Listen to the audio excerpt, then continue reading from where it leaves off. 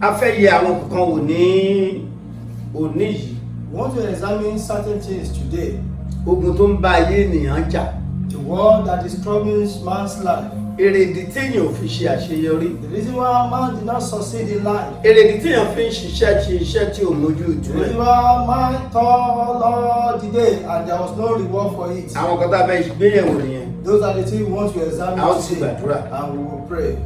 Ẹ jẹ́ ká gbàdúrà. Let us pray. Ọlọ́run a dúpẹ́ lọ́wọ́ yín God, we want to thank you fún agbára yín, for your power, fún iṣẹ́ ìyanu for yín. your miracles. Jẹ́ bí a ṣe fẹ́ yẹ ọ̀rọ̀ yín wò, As we want to examine your a ó word, sì gbàdúrà. and we're going to pray, Ẹ dá sọ̀rọ̀ ayé wa. intervene on Gbogbo behalf àwọn of us, olùgbọ́ mi yìí pátápátá, all my viewers, ẹ dá sí ọ̀rọ̀ ayé wọn. intervene on their Ẹ dá behalf, sọ̀rọ̀ ìdílé wọn. intervene concerning Ẹ their dá sí ọ̀rọ̀ family, iṣẹ́ wọn. intervene concerning their Lọ́fíìsì job, wọn ẹ máa dá sí in wọn. their office, intervene on their Ogun ayé behalf, wọn kó di ìtẹ̀mọ́lẹ̀. and let the problem of their life come to Kí àwọn an end, ènìyàn rẹ kó sì gba ìṣẹ́gun. and let your people receive Jésù victory Olúwa wa. in Jesus' name. Ẹ̀yin èèyàn bí iṣẹ́ mọ̀ wípé wọ́n ń pe àwọn ogun kan ní ogun òwò kòkò wọ́n kókó ogun tí máa ń wo kókó wọn ni. There are some problems that's been attached to man who does not want to leave man. Àwọn ogun yìí ò kọ́kọ́ dìde kò kàn dédé dìde sí ènìyàn. This problem did not suddenly attach to man. Agbára kan ló ń bẹ lẹ́yìn ẹ̀. There was a power behind it. Bóyá bó ṣe ń gbọ́ mi yóò tí ì bímọ. Maybe as you're listening to me, you've not had an issue, Ó dẹ̀ ti wà nílé ọkọ fún bí ọdún mélòó kan. and you've been your husband's house for many years. Ìlérí Ọlọ́run fún àwọn ènìyàn rẹ̀ rèé The o. promise of God for his people is Ó ní this: kì yóò sí akọ tàbí abo kan nínú ilé òun tí yóò yàgàn. that there shall not be male or female in his house that will be barren. Mi ò kàn tiẹ̀ mọ̀. Bóyá ìwọ ti jáde yunifásitì fún ìgbà pípẹ́. I don't know, maybe you have left university for many years Gírèdì tó lè dá ló mú jáde. and you acquire good grades, Àwọn ẹlẹgbẹ́ rẹ̀ dẹ̀ mọ̀ wípé o brilliant gan. and your colleagues, your people know that you are very brilliant. Ogun kan ló ń bẹ lẹ́yìn ẹ̀ tí ò jẹ́ oríṣẹ́. There's some problem behind him who did not allow you to secure a good Iṣẹ́ job. wà ń ta. There are good jobs outside there. Mo mọ ènìyàn kan. I knew of a person Ó súnmọ́ mi tipẹ́tipẹ́. very close to me. Tó bá ti wá iṣẹ́ lọ, Each time he seek for job, wọ́n á promise ẹ̀ ní heaven and earth. they will promise him both heaven and earth. Wọ́n wá sọ pé kó padà wá. They will tell him that he should come back. Ní ọjọ́ kan, One day, ẹnìkan wá pé someone called him. ó fa ẹnìyẹn láìkẹ́ bó ṣe rí. The person loving the way he saw Ó you. lóun ò bá dẹ̀ fún yín He níṣẹ́. said, I would have given you the Ó job, ní ṣùgbọ́n bẹ́ẹ̀ ṣe wọlé. but as you came, Òórùn burúkú ni ara yín rùn there jáde. was a bad odor coming from your body. Ṣóòrò pé ojú lásán ni. Do you think it was an easy thing? Agbára kan náà ń bẹ lẹ́yìn ẹ̀. There is one power behind it. Ẹ gbọ́ ohun tí ìwé mímọ́ wí. Hear what the scripture says. Nínú ìwé Éfésù orí kẹfà In the book of Ephesians chapter 6, láti ẹsẹ̀ ìkejìlá. from verse 12. Kí ni ohun tí ó sọ? What does the Bible say? Ó wí pé nítorí pé kì í ṣe ẹ̀jẹ̀ àti rárá ni àbájá For ìjàkadì. we wrestle not against flesh and blood. Kí là ń pè ní ẹ̀jẹ̀? What do we refer to Kí là as ń pè ní blood? ẹran ara? What do we refer to as flesh? Ènìyàn ló ń jẹ́ bẹ́ẹ̀. It's referred to as human being. Ẹnikẹ́ni tí ẹ̀jẹ̀ bá ti ń ṣàn ní ara rẹ̀. Whosoever that blood flows through him. Ẹni tí ó jẹ́ pé kì í ṣe ewì tàbí àǹjọ̀nú. Whosoever that is not a familiar Ẹni spirit. tó ní egungun tó ní iṣan tó ní ara tó ní omi ara àti ẹ̀jẹ̀. bones who possess blood and flesh. Bíbélì wípé àwọn yẹn kọ́ là ń bájà. The Bible says they are not the one we are waging Àwọn war wọn lọ wá against. bájà. Who are those we are waging war Bíbélì against? wípé The Bible says, ṣùgbọ́n àwọn ìjòyè, but against principalities, àwọn ọlọ́lá, against powers, àwọn aláṣẹ ibi òkùnkùn ayé yìí against the ruler of the darkness of this world, àti àwọn ẹ̀mí búburú ní ojú ọ̀run. and against spiritual wickedness in high places. Àwọn ẹni ibi nì tó ń bá wá jà nìyẹn. Those are the wicked people troubling us. Àwọn ẹni ìka ilé bàbá àti ìyá wa. Wicked ones in our father's house, Àwọn ẹni ibi nì.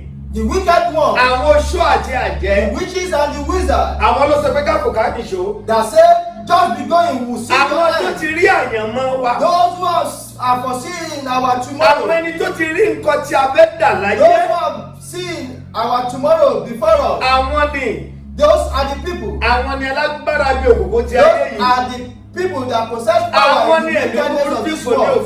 Those are the ones flying the firmament. ṣùgbọ́n wọn kì í dédé ṣiṣẹ́. But they don't just work like wọ́n ní that. láti wọnú ẹnìkan láti gbógun ti ènìyàn. They have to enter into one's life. wọ́n láti wọnú ẹnìkan láti dúró ti ènìyàn láti sọ pé kò ní ṣe àṣeyọrí. They have to enter into one's life to stand ṣùgbọ́n mo against sọ you. ọ́ sínú ayé rẹ lónìí. But I prophesy into your life today. gbogbo ogun yìí All these problems kó dópin nínú ayé rẹ come lórúkọ to an Jésù. end in the name of Jesus gbogbo Christ. agbára òkùnkùn tó ń bá ayé rẹ Every jagun. power of the darkness waging war against your gbogbo life. agbára tó wo kókó mọ́ ọ. Every power that stood by you. agbára tó sọ pé kó o fò kó nìṣó. Power that saying there is no way you will make it. agbára tó sọ pé kò síbi tó máa lọ. Power that saying no matter where you run to. yóò ti wọnú akoto wọn. That you are already in their net. ó ti wà ní ọwọ́ wọn. That you are already in their net. wípé àwọn ó bá ọkàn lẹ̀. That they are going to destroy gbogbo you. orú agbára bẹ́ẹ̀. Such power. mo pàṣẹ nípa agbára ẹ̀mí mímọ́. I decree through the Holy kí Spirit. wọn kó gbiná ní orúkọ That they Jésù. will catch fire in Jesus' name. agbára tó ń bá iṣẹ́ rẹ jagun. Power that is waging war agbára against tí ó your jẹ́ kí business. iṣẹ́ rẹ kó Power tẹ̀síwájú. that not allow your business to move forward. agbára tó jẹ́ kó o máa tajà.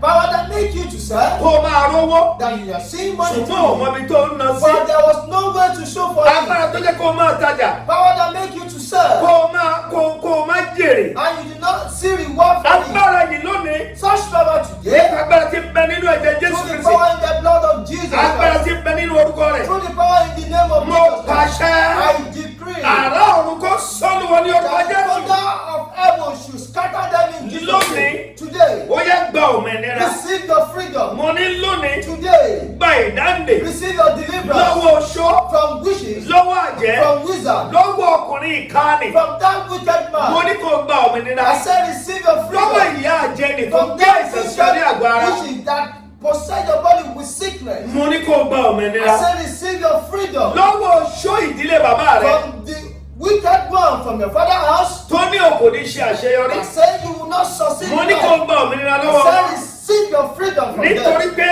agbára bàbá ká. Power of God is ó ní able agbára to bàbá conquer it. ká o. God has power. agbára Jésù ká. Jesus has power. agbára bàbá ká The power o. of Father is able to deliver agbára you. Jésù ká. The power of Jesus is able gbogbo to deliver you. ìṣòro tó wà láyé rẹ Every o. problem in your life. agbára Jésù The ká. power of Jesus is able to Jésù deliver you. wípé Jesus said, gbogbo agbára tí ń bẹ lé ayé all powers on earth àti ilé ọ̀run and in heaven, òun ni Ọlọ́run ti fi fún òun. God has given to you. tí ó bá rí bẹ́ẹ̀ If it is so, gbogbo agbára tó ń bá ayé rẹ jagun every power tormenting your gbogbo life, agbára tó ń bá ọjà every power tormenting you, agbára tó mú kọ́ ọmọ alálàkàlà power that will make you to have a nightmare, Lónìí. today, agbára Jésù power of ó Jesus sọ di asán nínú is ayé rẹ turning it to nothing in your láti life. òní lọ As from ó today, yá gba òmìnira receive your freedom. gbogbo ọ̀nà rẹ All your ways, ọ̀nà ire ayé rẹ ways of your goodness, ọ̀nà àṣeyọrí the rẹ way of your success, tí ọ̀tá ti dí that the enemy has put an end to. ilẹ̀kùn ayọ̀ rẹ tí àwọn ọ̀tá ti The tì door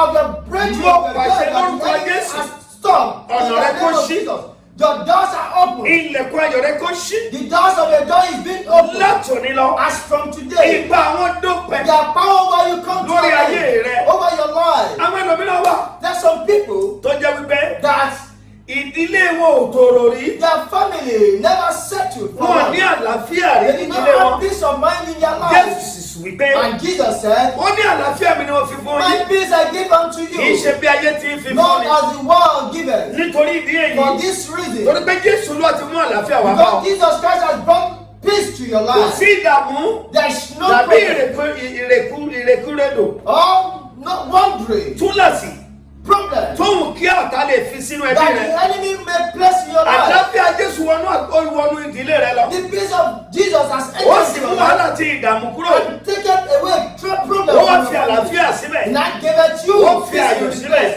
He give peace Ó ti in rí bẹ́ẹ̀ o. place. It is ó so dẹ̀ ti ṣe bẹ́ẹ̀ and it shall be so. Jésù Olúwa wa In Jesus' name I ọ̀rẹ́ pray. gbọ́ Friend, listen. gbọ́ Listen. ṣé bó ṣe káyé rẹ kó ríre Is it the way your life should be? ṣé bó ṣe kí iṣẹ́ rẹ kó Is ríre it the way your business should be? ṣé kò yẹ kó ti gba promotion níbi You iṣẹ́ ought to have been promoted in your ìwọ office. lẹni tó yẹ kó wà ní ibi gíga nì You are the person placed in that glorious ṣùgbọ́n place. àwọn ọ̀gá ò jẹ́ But the enemy did not allow this to come Bíbélì to wípé pass. The Bible says àwọn òbẹ́ jẹ́ àti arárájà For we ìjàkadì. wrestle not against flesh and blood, Bí kò ṣe àwọn ìjòyè, but against àwọn principalities, ọlọ́lá, against powers, àti àwọn alágbára bí òkùnkùn ayé yìí, against the ruler of the darkness of àti this àwọn world, ẹ̀mí búburú ní ojú ọ̀run. against spiritual wickedness in high places. Àwọn tó ń bá ọjà nìyàwó. Those are the people waging war Àwọn against tó ń you. bá ọjà nìyàwó. Those are the people waging war against Èrèdí you. rẹ̀ tí mo fi ń súre fún ọ That is lónìí. the reason why I'm praying for Tí you mo sì today. gbàdúrà sí And ayé I'm rẹ̀. praying for you into your Ó sì life. wá wù tí wọ́n ti rí. And you will come with Nítorí testimony. pé ogun tó ń gbé tí ọ nì. Because that problem going against Ó ti you dópin o. has come to an end. Látòní lọ, As from today, ayé rẹ̀ dóyin. your life becomes honey. Dídùn là ń bá nílé olóyin. Your life becomes honey. Ìdílé rẹ̀ di oyin. Your family becomes honey. Iṣẹ́ rẹ̀ dóyin. Your